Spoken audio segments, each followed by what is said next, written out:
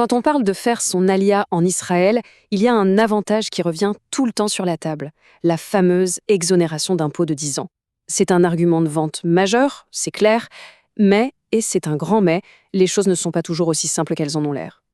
Du coup, la question se pose, est-ce que ce super avantage fiscal peut en fait se transformer en piège? C'est exactement ce qu'on va creuser. On va regarder ce que dit la loi, mais surtout comment elle s'applique dans la vraie vie. Ok, avant de parler des pièges, il faut bien comprendre la base, la promesse de départ. Alors c'est quoi exactement cette exonération? Alors voilà, la règle de base. Depuis le 1er janvier 2007, tout nouvel immigrant, ce qu'on appelle un Olé Hadash, est exonéré d'impôts en Israël sur ses revenus qui viennent de l'étranger. Et ça dure 10 ans. Dit comme ça, c'est limpide. Et franchement, c'est super attractif. Et ce qui est vraiment puissant avec cette loi, c'est qu'elle couvre énormément de choses. On parle des revenus d'une activité, genre une boîte ou un job à l'étranger, mais ça inclut aussi tous les revenus passifs, vous savez, les dividendes, les intérêts, les loyers d'un appart que l'on possède à l'étranger. Bref, le champ d'application est vraiment, vraiment large. Bon, maintenant qu'on a posé les bases, on attaque le vif du sujet. Le point qui pose problème à beaucoup de monde, la zone de confusion. C'est ce fameux piège des revenus mixtes. Parce que, attention, la loi a l'air simple, mais elle a une condition. L'exonération n'est pas un chèque en blanc pour tout revenu étranger. Non, non. Tout dépend d'un détail, une petite phrase d'un texte de loi qui a une importance capitale. Et la voilà cette phrase, pendant que l'on se trouve en dehors du territoire israélien. C'est ça la clé de tout. Ce qui compte, ce n'est pas où se trouve le client ou l'entreprise, mais bien où on se trouve physiquement quand on génère ce revenu. Regardez, c'est très clair ici. Si on gère son business étranger pendant un voyage d'affaires à l'étranger, pas de problème, c'est exonéré.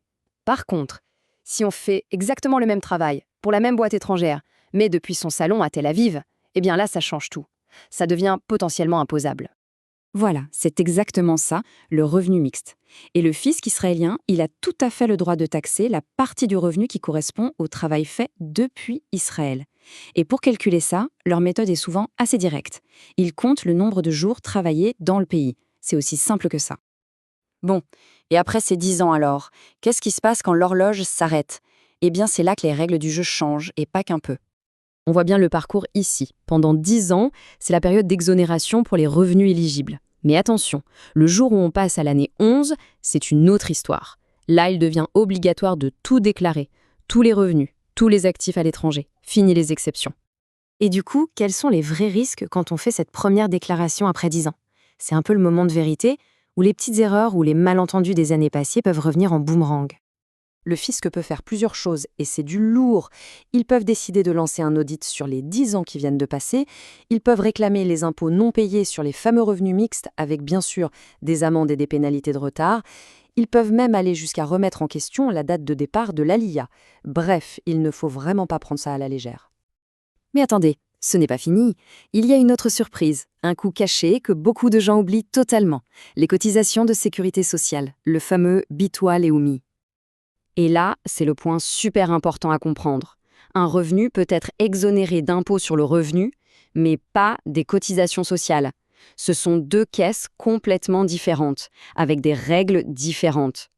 Prenons deux cas très concrets. Par exemple, une pension de retraite de l'étranger, si elle est touchée avant l'âge de la retraite israélien, elle est bien exonérée d'impôts, mais il faut payer le bitoa Leumi dessus.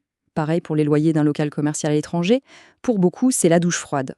Le vrai risque, c'est qu'au bout des 10 ans, quand on dépose sa première déclaration complète, le Bitoir Leumi peut mettre son nez dans le dossier et là, réclamer toutes les cotisations qui n'ont pas été payées pendant 10 ans. Et bien sûr, ils ajoutent les intérêts. L'addition peut vite monter.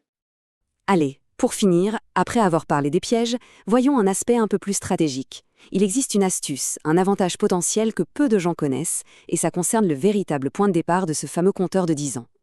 Et ça, c'est une info qui vaut de l'or. La date qui est écrite sur le certificat d'immigrant, la Toudat Olé, ce n'est pas automatiquement la date de début pour le fisc. Ce qui compte vraiment, c'est la date où commence la résidence fiscale, et les deux peuvent être différentes. Ce qui veut dire qu'il est possible, en fait, de monter un dossier, de rassembler des preuves pour démontrer que la vraie installation en Israël a eu lieu bien après la date officielle de l'ALIA. Et si le fisc est d'accord, eh bien, le compteur de 10 ans démarre plus tard, ce qui, au final, prolonge la période d'exonération. C'est une optimisation fiscale qui n'est pas négligeable du tout. Et tout ça, ça nous amène à la question finale, la question à 1 million. Est-ce que le compteur fiscal des 10 ans a vraiment démarré à la date que l'on croit?